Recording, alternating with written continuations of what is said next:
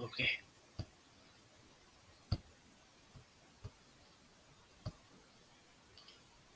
Oke, assalamualaikum semua. Selamat pagi. Oke, so uh, saya Cikgu Mazim yang akan mengambil alih untuk kelas geografi untuk kelas ni lah. So, okay, pertama sekali hari ini kita akan masuk topik seterusnya. Tapi sebelum masuk topik ini, kita boleh tengok dulu apa yang ada di depan kita ni. So, apa pendapat pelajar? Apa yang kamu nampak di hadapan ini? Okey, cikgu jawab sendirilah. So, apa yang ada di hadapan ni adalah sampah-sampah yang terkumpul yang kita nampak seperti yang berada dalam rumah kita ni lah, macam tengok jerayan ni, tudung saji lah, botol ni lah, kerusi, sampah-sampah lain kan. So, ini adalah sampah-sampah yang terkumpul yang berada di rumah kita yang kita nampak. Banyak kan? So, ini menunjukkan sampah-sampah yang terbuang yang keluar daripada rumah kita. Dan inilah hasilnya jika dikumpul begini. Next. Okey, baik. Ini pula sampah-sampah juga, tapi ini dari sampah-sampah makanan yang kita buang, yang kita tak makan kah, atau sisa-sisa dia. Yang kita selepas kita makan, inilah sisa-sisa makanan yang kita kumpul. Ada pisang, ada lemon, orange, ada uh, potato kan ni. Itulah. Banyak lagi lah, bunga pun ada, daun-daun. So ini yang kita buang, yang kita makan, kita buang. Okay, nampak? Kemudian juga nak tanya, ini lagi apa? Ini adalah minyak yang kita lepas masak, kita buang di sinki akan jadi bertakung seperti ini. Nampak? So ini minyak yang kita habis masak, kita letak kat kuali, kita buang tepi-tepi dia ni, nampak bertakung. Dan kita buang jadi sinki. So inilah dia. Next pula. Okey, baik. Ini adalah kawasan sungai yang tak nampak macam sungai dah. Sebab tengok air yang mengalir dari sini, anggaplah ini kawasan rumah, mengalir masuk pergi sungai pula longkang, masuk pergi longkang kemudian pergi kawasan sungai. So bahan-bahan yang termendap tu yang kita buang tu dari rumah kita tu akan mengalir pergi kawasan longkang. Jadi nampak tu putih-putih ni apa benda. Ini adalah mungkin sisa makanan yang kita buang, sisa minyak tadi yang terkumpul lagi, mungkin nasi yang kita buang kan. So inilah hasilnya. Inilah yang kita buat sebenarnya setiap hari. So, okay, itu adalah permulaan untuk kamu bertanya sendiri kepada diri kamu, apa yang kita nak belajar hari ini? So, baik. Apa yang kita nak belajar hari ini adalah bab 13, iaitu sisa domestik. Sebab 13 bagi sisa domestik ni, kita ada 4 tujuan utama kita belajar benda ni. Satu, kita dapat kenal pasti jenis sisa domestik. Okey, untuk pengetahuan semua, sisa domestik ni sisa yang wujud di kawasan perumahan yang dari rumah kita lah. Domestik maksudnya kawasan perumahan.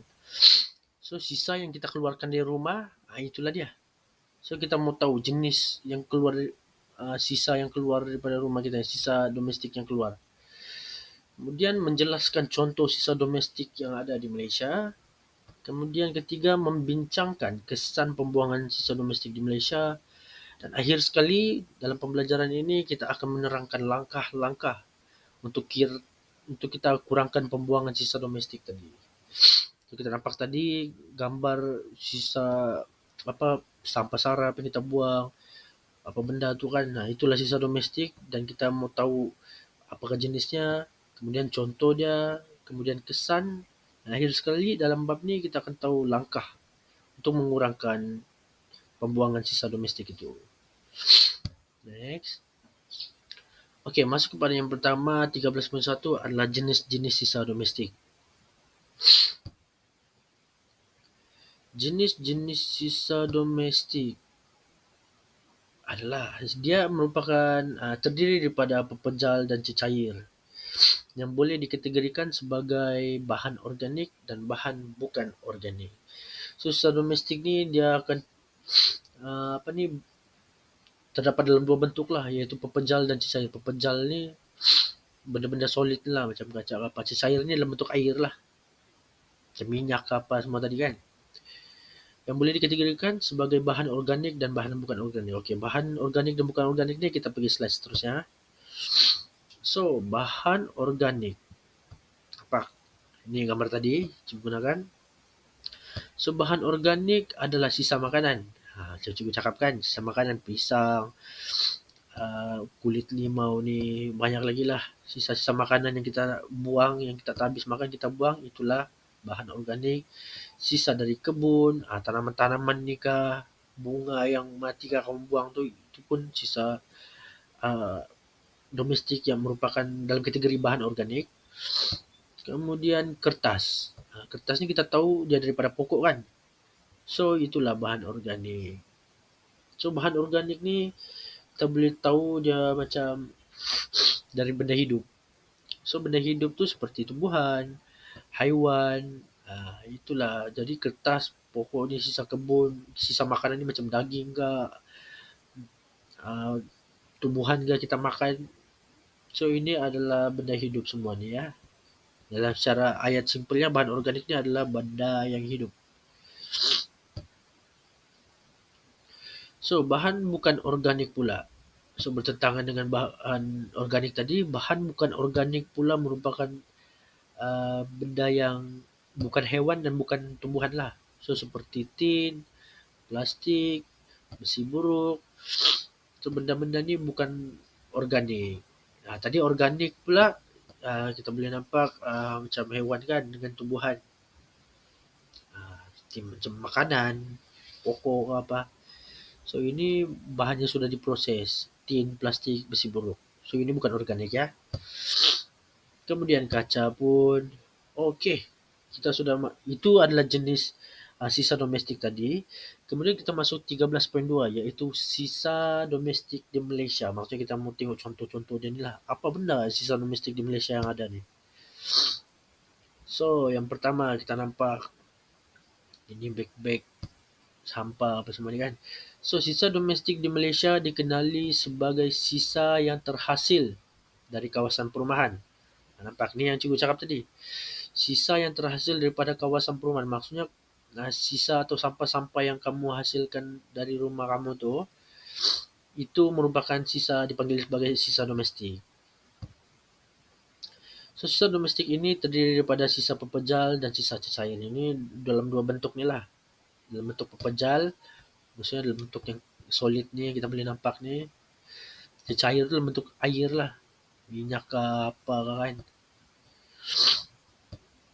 Kemudian, okey, apa yang sisa pepejal? Contoh dia kita nak tengok ni.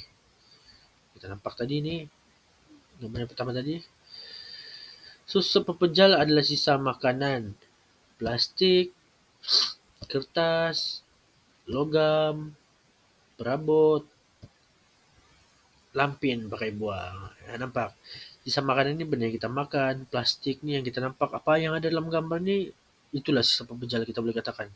Logam, perabot, lampin pakai buang, semua benda-benda yang fizikal yang kita dalam bentuk pepejal lah, dalam bentuk solid. Meja ke, kerusi ke, dalam bentuk keras ni kan, kertas, plastik yang kita boleh ada bentuk dia. Sisa makanan ke. Okey, seterusnya kalau dalam bentuk sisa cecair pula. Sisa cecair ni macam cikgu cakap, minyak ataupun bahan-bahan endapan yang kita buang dari ke sungai ni, ke longkang ke. Ini adalah sisa cecair. Okey, baik. Sisa cecair yang pertama, contoh dia adalah seperti minyak masak. Dalam bentuk cecair kan. Kumbahan. Kumbahan ni yang benda yang ada dalam toilet tu lah. Yang kita buang dari toilet tu kan. Faham-faham lah sendiri ya. Gitulah. Okey, baik. Masuk kepada seterusnya. So, yang tadi kita sudah belajar jenis sisa domestik dan cikgu sudah terangkan contoh sisa domestik itu sendirilah. Yang tadi tu kan Yang pakai buang tuh apa semua tuh, cecair, pepejal tuh itulah contoh-contoh dia. So kemudian apa pula kesannya pembuangan sisa domestik ini di Malaysia? So bila kita buang sisa domestik tuh keluar daripada rumah kita, kita nak tahu apakah kesan dia kepada persekitaran ataupun apa kesan lah daripada yang kita buang tu apa akan jadi. So yang pertama sekali kita nampak dalam gambar ni apa benda? Kita nampak banjir kan? Kita lalu lalang. Apa kaitan dia pula dengan sisa domestik ni? So okay, baiklah. So pembuangan sisa domestik tanpa kawalan dan pengurusan yang lemah akan membawa kesan buruk pada alam sekitar. So sisa domestik ni akan membawa kesan buruk pada alam sekitar. Kenapa? Sebab kalau kita tak buang sampah uh, mengikut cara yang betul, maksudnya kita buang merata, kita buang dalam longkang, so itu akan membawa kesan buruk kepada alam sekitar. Alam sekitar seperti longkang tersumbat, bila longkang tersumbat jadilah banjir macam ni, jadilah macam gambar cikgu tunjuk tadi tu yang sisa makanan. Jadi caranya kita kena kawal, kita kena buang dalam tong sampah, tunggu MPS ambil sampah tu kan. So itu adalah cara yang betul. Sebab diorang akan proses sendiri. Jangan buang merata-rata, okey? Kemudian alam sekitar akan mengalami kemusnahan secara berperingkat dan seterusnya memberi kesan secara langsung kepada hidupan lain. Okey, yang ini kita boleh tahu kenapa kita buang sampah merata-rata tu akan bagi kesan kepada hidupan lain. Kenapa? Sebagai contoh, kamu pernah nampak tak yang macam penyu, apa ni yang penyu tersumbat plastik lah di hidung dia kan, tercucuk straw apa semua. So itu disebabkan kita lah tu. Sebab kita buang sisa plastik tu sembarangan, kita buang sisa plastik tu merata-rata. Jadi dia akan beri kesan kepada hidupan lain. Itu salah satu contoh lah. Kita boleh fikir lebih banyak lagi sebenarnya. Okey, kesan-kesan ini termasuklah berlakunya pencemaran, penularan wabak penyakit, kejadian banjir kilat, dan kesan kepada sosioekonomi. So, jika kita buang sampah merata-rata tu, sisa domestik tu yang kita buang merata-rata akan berlakunya pencemaran. Pencemaran tu seperti pencemaran bau lah, berbau busuk kan. Lepas longkang tersumbat, lepas tu penularan wabak penyakit. Penyakit ni bila kita buang tin ke apa semua, lepas tu ada air bertakung, kemudian nyamuk membiak, so akan menyebabkan kita denggi lah kan apa. So itu sebabkan kita buang sampah merata-rata. Kejadian banjir kilat ni adalah disebabkan longkang yang tersumbat. So bila satu kali hujannya dia terus banjir. Sepatutnya dia ikut longkang tu, air hujan tu akan turun ikut longkang secara lancar kan, dia mengalir. Tapi kalau longkang tersumbat, air tu keluar. Jadilah banjir kilat ni.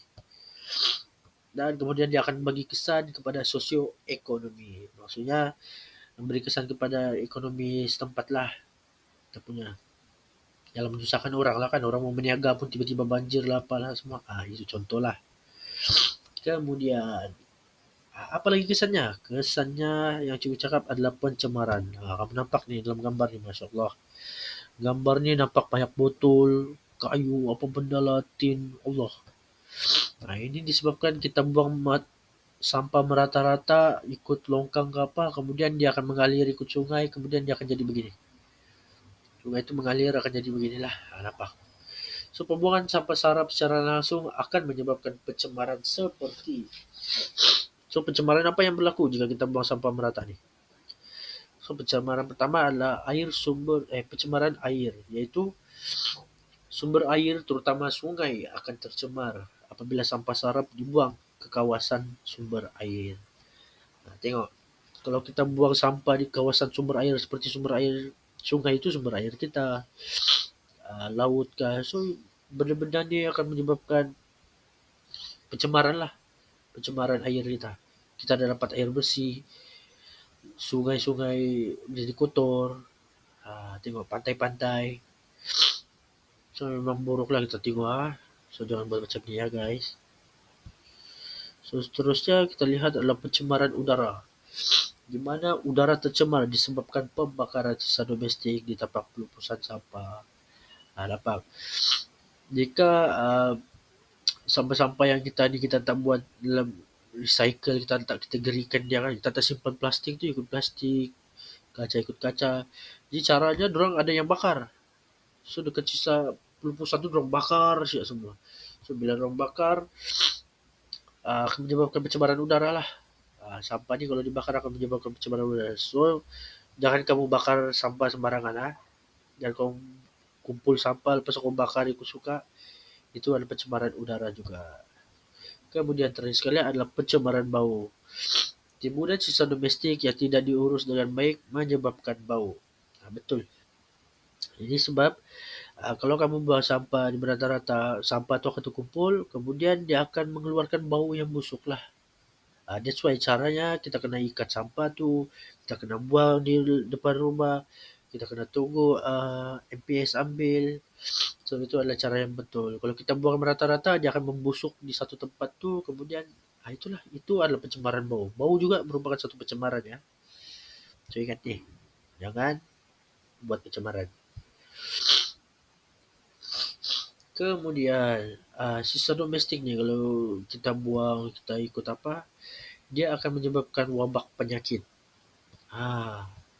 So wabak penyakit ni, rotavirus ni dia tunjukkan dalam usus kita ya. Ini salah satu penyakit. So sisa pembuangan sampah secara langsung dapat menjadi tempat penularan wabak penyakit yang disebarkan oleh haiwan seperti tikus, lipas dan lalat. So 3 haiwan ni kalau ada di kawasan tu, maksudnya kawasan tu banyak sampah.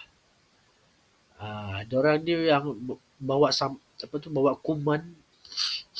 Dorang ni akan bawa kuman dari sampah ke sampah, kemudian lalu lalang tepi kita lah, nampak lah kan. So ini akan menyebabkan kita kena jangkitan tu. Nampak. Sebab hewan ni kotor dah. Dorang ambil dorang makan sampah-sampah tu kan. Jadi kotor, kemudian masuk ke rumah kita apa semua, sebarkan bakteria apa semua tu akan menyebabkan berjangkitnya kepada kita. So hati-hati. Sebagai contoh penyakit tahun demam denggi, malaria, zika dan rotavirus. So ini juga cakap lah. Kita ambil contoh yang mudah lah. Demam denggi ni kan, malaria ni ini adalah disebabkan daripada nyamuk. Nyamuk yang apa tu? Kalau sampah yang kita buang sembarangan, kemudian ada air bertakung, nyamuk akan membiak. Lepas tu makin banyak nyamuk di situ, dia akan bawa penyakit, dia gigit kita apa semua, akan menyebabkan demam denggi lah, malaria lah, nampak. So that's why kita kena jaga kebersihan supaya kita tidak mengalami penyakit-penyakit ini.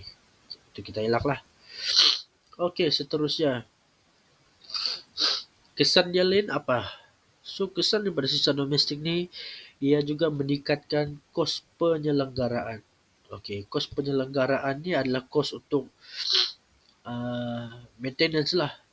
Kos macam mana mau kita selesaikan benda ni. So ini tempat pelupusan sampah. Makin banyak kita buang sampah, makin banyaklah kos yang dorang keluarkan untuk buang apa ni, untuk proses sampah-sampah ni kan. So tengok, peningkatan jumlah sisa domestik akan meningkatkan kos penyelenggaraan yang diuruskan oleh pihak kerajaan, khususnya pihak berkuasa. Nampak, walaupun pihak kerajaan ataupun MPS tu tolong kita pungut sampah apa semua kan, tapi makin kita, kalau kita sendiri yang banyak menyumbang kepada sampah tu, so MPS sendiri pun akan berasa susah lah. Kos tu makin tinggi lah. Diorang mau gunakan untuk bakar sampah lah, untuk proses sampah tu lah kan. Takkanlah diorang biar macam tu. So diorang perlu proses sampah tu. So ini akan meningkatkan kos. Makin banyak sampah, makin banyaklah kos yang meningkat. Kemudian kos penyelenggaraan yang perlu dibayar oleh PBT. PBT ini pihak berkuasa tempatan melibatkan kos penyelenggaraan tapak pelupusan, baik pulih kemusnahan, perawatan air tercemar dan gaji bekerja pembersihan. So nampak, makin banyak sampah, makin banyak kos yang keluar untuk baik pulih lah, untuk rawatan air tercemar lah, untuk bayar pekerja lah. Sebab makin banyak pekerja diperlukan lah untuk membuang sampah ni. Bukan senang ni. So inilah meningkatkan kos lah. Kalau kamu banyak buang sampah, banyaklah kos. Meningkatlah kos. So kemudian dia akan menyebabkan banjir kilat. So kesan seterusnya adalah banjir kilat. Macam cikgu cakap tadi lah. Kalau sungai tersumbat, dia akan menyebabkan air tidak boleh mengalir secara lancar di kawasan longkang. So bila longkang, air tak boleh lalu dekat longkang, dia akan terkeluarlah air tu. So sikap tidak bertanggungjawab penduduk yang membuang sisa domestik di dalam longkang, parit dan sungai akan menyebabkan aliran air tersekat. Nampak? Kalau kamu buang dalam longkang, dalam parit, ke dalam sungai, air akan tersekat. Jadi jangan buang sampah-sampah di sana. So kemudian adalah apabila hujan lebat, jumlah air meningkat secara mendadak sehingga menyebabkan banjir kilat berlaku. Tengok, bila ada hujan lebat je sekejap, air meningkat secara mendadak sebab dia dah boleh lalu di kawasan longkang tu kan. So air meningkat, bila air meningkat menyebabkan banjir kilat berlaku. Banjir kilat ni banjir secara mendadak lah, secara cepat. Kilat, dia gunakan begitulah. So kemudian kita sudah masuk kepada langkah. So kita dah tahu jenis, kita dah tahu contoh sisa domestik tu, dan sebentar tadi cikgu terangkan tentang kesan pembuangan sisa domestik kan. Kita tahu dah. So sekarang kita kena tahu pula langkah untuk mengurangkan kesan pembuangan. So apa caranya ni untuk kita kurangkan buang sampah merata ni? Buang sampah dari sisa domestik ni. Macam mana, apa yang kita perlu buat? So pertama sekali, kita langkah yang untuk menggunakan kesan pembuangan sisa domestik adalah mengamalkan 3R. 3R ni adalah reduce, reuse dan recycle. So reduce ni mengurangkan, reuse ni guna semula, recycle ni recycle itulah yang kita buang di kawasan apa tu, ikut yang recycle tu. Kita putar balik proses tu. Kita gunakan balik. Itu adalah recycle. Ada kan tu sampah recycle 3R tu. Itulah. So kemudian cara seterusnya adalah menggunakan teknologi terkini, kemudian penguatkuasaan undang-undang, kemudian pendidikan yang kita buat sekarang ni lah. Cikgu tengah bagi kesedaran sama kamu. So melalui ini kita boleh kurangkan kesan pembuangan. So nasihat cikgu, jangan buang sampah merata-rata. Okay. Kemudian berkempen. Okay, jom kita tengok apa amalan 3R ni. Reduce, recycle, reuse dan recycle. Okey, penerapan amalan 3R iaitu kurangkan reduce, gunakan semula reuse dan kitar semula recycle. Dapat mengurangkan kesan pembuangan sisa domestik. Okey, so ini kalau kita buat 3 ni, kita akan dapat kurangkan pembuangan sisa domestik tu. Okey. So kalau kamu ada kalau tengah membeli ke, jangan, kalau dia tanya nak plastik, cakap jangan. So kita tengah mengurangkan ni, mengurangkan penggunaan plastik.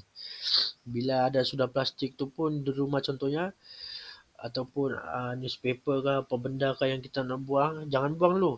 Kita gunakan semula. Contoh newspaper tu kita boleh bikin, lepas baca tu kita boleh bikin lapik. Apa ni, bikin lap kan apa semua. Ataupun recycle, menggunakan semula. Maksudnya kita boleh buat perhiasan ke di rumah kita. So daripada kita buang tu, cara menggunakan adalah menggunakan beginilah 3R. Kemudian masyarakat seharusnya dididik untuk memahami konsep amalan berkenaan. Ini kita perlu dididiklah macam cikgu cakap sekarang ni. Dan kamu sendiri pun boleh faham ni penggunaan 3R ni. Okay, penting ni. So jangan, kalau dia nak plastik, kita tolak. Okay, kalau dah ada plastik tu, tak apalah, kita guna je lah balik. Tapi yang sudah ada di rumah tu lah, jangan kita tambah pula. Reuse, gunakan maksudnya untuk membuang sampah kan. Recycle, kita gunakan semula. Contoh macam surat khabar kan kita membuang, kita gunakan semula. Mungkin bikin apa tu, bikin alas-alas kah, bikin lap-lap kotor kah, begitu kan. Yang penting kita amalkan 3R ni. Okey, kemudian kurangkan plastik beg. Ini macam cikgu cakap tadi lah. Ini yang cikgu explain tadi. Mengurangkan apa-apa yang boleh menyebabkan sampah seperti penggunaan beg plastik dan bekas polisterina. Bekas polisterina ni adalah bekas makan kita warna putih tu. Karena kalau kita bungkus, inilah dia polisterina. So kurangkan apa yang boleh menyebabkan sampah seperti penggunaan plastik ni. So bila orang kata nak plastik, cakap jangan. Tak mau. Kita angkatlah sendiri, okey? bawa plastik kertas kah. Nah, itu fungsi dia. Kemudian guna semula ni adalah dalam 3R, yaitu reuse. So reuse menggunakan semula bekas minuman, surat kabar, majalah, atau mendermakan buku-buku dan pakaian. So benda-benda yang kamu tak mau ni, contoh buku ke pakaian, kamu dermakan semula apa ni sama orang lain supaya orang boleh manfaatkan balik. Sebab kamu tak guna dah kan. So bagi orang yang mau menggunakan pula balik. Gitu. Ni nampak dia surat kabar dibuatnya perhiasan, dibuatnya begini ni untuk apa ni? Cek tengok. Ini merupakan frame gambar nih. Nampak di bulat-bulatnya kertas tu jadi keliling begini, dibuatnya bentuk bunga, kemudian letaknya gambar tengah, dah jadi frame kan cantik. So ini adalah amalan reuse, menggunakan semula. Kemudian kitar semula, yaitu recycle. So kitar semula ni apa? Menghasilkan barangan baru daripada barangan terbuang, seperti menghasilkan kraft tangan dan bajau kompos. So dalam gambar ni bajau kompos lah. Gambar sebelum ni pula dia buat kraft tangan. So itu adalah kaedah yang menarik ya. Kita gunakan semula bahan yang kita nak mahu tu untuk kita hasilkan kraft, ataupun bajau kompos. Bajau kompos ni seperti sisa makanan kita, macam kulit pisang ke tu, sisa makanan tu kita boleh tanam sebenarnya. Kita tanam balik dalam tanah supaya dia akan menjadi baja di dalam tanah tu. So ini maksudnya bajau kompos. Kemudian penggunaan teknologi, ini adalah langkah seterusnya. Tadi 3R sudah settle. So ini penggunaan kedua, langkah kedua, yaitu penggunaan teknologi terkini. So bila kita menggunakan teknologi terkini ini adalah salah satu langkah untuk mengurangkan sisa domestik. So logi waste to energy, WTE, merupakan teknologi terkini yang mampu mengurangkan sisa yang perlu dihantar ke tapak pelupusan sehingga 85%. Itu dia. So maksudnya kalau kita gunakan WTE ni sebanyak 85%, sisa domestik tu akan dapat dikurangkan. Apa? WTE juga mampu mengurangkan pencemaran bau berbanding tapak pelupusan sedia ada. Tapak pelupusan sedia ada yang seperti macam dorang pergi MPS pungut, kemudian dorang buang di tapak pelupusan sedia ada tu kan. Lepas tu sudah tapak tu sedia ada tu, situ akan memang bau lah. Sebab semua sampah terkumpul situ. So itu adalah lebih bau dibandingkan dengan cara penggunaan teknologi ni. Nampak penggunaan teknologi, kita nampak buang sampah, kemudian MPS pungut, kemudian dia akan bawa pergi apa ni, proses di kilang ke apa. Kemudian selepas diproses itu melalui kaedah pembakaran lah, converted ke apa, akan digunakan semula untuk gas kah, untuk elektrik kah, untuk minyak kah, nampak? Untuk bahan bakar. So ini adalah dapat mengurangkan bau dibandingkan dengan cara lama lah, cara pelupusan sedia ada tu. Maksudnya kan sekarang ni pelupusan tu dorang ada yang bakar apa semua. So itu lebih kurang efektif daripada teknologi. So penggunaan teknologi ni dapat membantu, merupakan salah satu langkah untuk mengurangkan sisa domestik. Seterusnya, okey. Ini penggunaan teknologi tadi juga cakap penciptaan pinggan daripada ini merupakan, tengok. Sebabkan teknologi ni ada, dorang buat pinggan pun boleh pakai ubi kayu, nampak? Sekarang kita pinggan kita ni kan pakai kaca, pakai plastik lah. So kaca dan plastik tu merupakan seperti kita tahu tadi jenis, antara sisa domestik, antara jenis dia adalah seperti macam kaca, merupakan sisa yang tidak organik kan. Kaca dengan plastik tu bukan organik lah, sisa domestik yang bukan organik. So bila kita menggunakan, bila adanya teknologi, pinggan kita boleh buat daripada ubi kayu. Bukan ubi kayu saja, daripada tumbuhan lah. Ada yang boleh buat pakai daun, orang proses kemudian jadikan pinggan tu daripada daun. Jadikan polisterin. Maksudnya pinggan ubi kayu ni boleh ganti pinggan yang kita bungkus tu lah, warna putih tu kan, polisterin tu. Dan mengurangkan, dan akhirnya dia akan mampu mengurangkan pembuangan sisa domestik. So inilah pentingnya teknologi, sebab kita boleh proses menggunakan bahan-bahan yang lebih efisien, yang lagi bagus. daripada plastik dan kaca kan. Okey, kemudian langkah seterusnya adalah penguatkuasaan undang-undang. Ini pihak berkuasa lah, pihak atasan kementerian kah, diorang boleh menguatkuasakan undang-undang berkaitan secara domestik dengan mengenakan denda. Maksudnya siapa yang buang sampah merata akan diberi hukuman dan dibayar denda. So ini tujuan untuk memberi kesedaran dan mendisiplinkan masyarakat. Nah, ini di sana kan ada buat nih, ada kan hari itu di kawasan bandar siapa yang buang sampah merata dia akan pakai jaket apa kutu sampah ke apa benda. Kemudian orang akan siapa yang buang sampah merata tu disuruh pakai jaket tu, lepas tu orang akan suruh kutip-kutip sampah di kawasan bandar Sandakan tu. Ada hari tu buat kan. So ini pihak berkuasa lah ni cadangan bagus. Okay. Untuk beri kesedaran. So Akta Pengurusan Sisa Pepejal dan Pembersihan Awam 2007 dari Akta Pengurusan Sisa Pepejal dan Pembersihan Awam dibuat untuk menguruskan sisa domestik dengan baik dan sistematik. So akta-akta ni wujud undang-undang ni adalah untuk menguruskan sisa domestik dengan baik dan lebih sistematik. Maksudnya manusia penduduk pun tidak buang sampah merata. Kita pun takut kena bayar saman lah. Kita pun takut kena denda lah. Takut malu lah. Samping itu kita boleh sedar. Tahu pentingnya. So ini merupakan tindakan daripada kerajaan. Itu menguatkuasakan undang-undang. Kemudian. Langkah untuk mengurangkan pembuangan sisa domestik ni seterusnya adalah melalui pendidikan. Macam cikgu kita buat sekarang ni, kita bagi kesedaran di mana bagi kesedaran kepada anak murid apa semua tentang pentingnya alam sekitar. So, program pendidikan tentang penjagaan alam sekitar telah diterapkan kepada generasi muda terutama dari peringkat awal. So, dari kecil lagi alam sekitar ni penting. Sudah kamu diajarkan dari dulu lagi. Okay.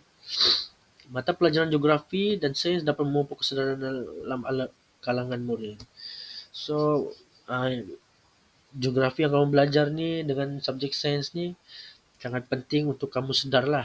Jadi siapa-siapa yang ambil 2 subjek ni lepas tu tak sedar lagi tentang pentingnya alam sekitar, cikgu tak tahu nak cakap apa. Sebab kamu sepatutnya tahu kesan negatif dia kalau buang sampah merata kan. So jangan buang sampah merata-rata. Sadarlah kita. Okay. Kemudian pelbagai aktiviti seperti kita semula boleh dilaksanakan sebagai aktiviti tambahan di sekolah. So kita tengok di sekolah pun ada 3 jenis recycle bin tu kan. Buang bagian kaca yang tong sampah biru, coklat. So ikut itu. Dia kata itu penting lah untuk kita semula tu. Aktiviti, salah satu aktiviti yang di sekolah. Gotong royong kah. So ini adalah aktiviti yang bagus lah yang kita berjalan di sekolah. Okay.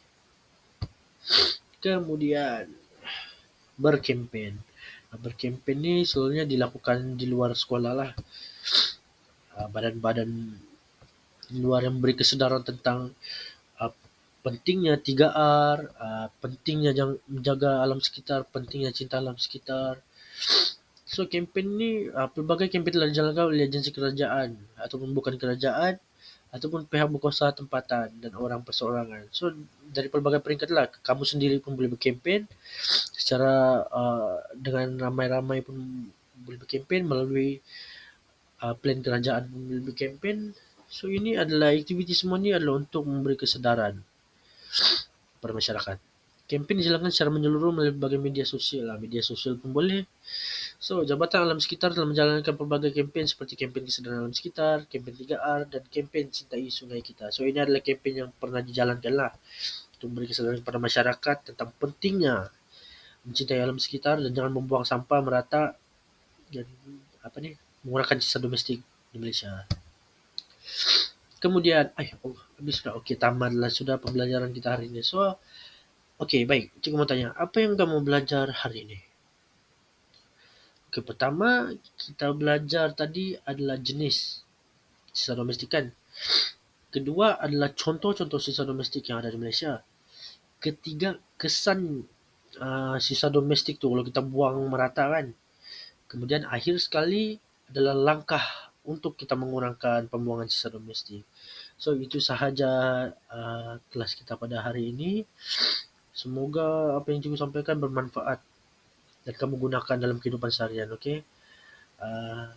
tamatnya sudah kita punya kelas dan tajuk keseluruhan. Oke, untuk bab ini nanti cikgu akan bagi kamu latihan dan kamu jawablah. Oke. Nanti kalau ada apa-apa yang tak faham pasal slide ni yang cikgu terangkan ni, nanti kamu tanya aja dalam grup kah, PM kah, cikgu akan bagi penjelasan insyaallah. Okey, jumpa lagi. Bye bye. Assalamualaikum.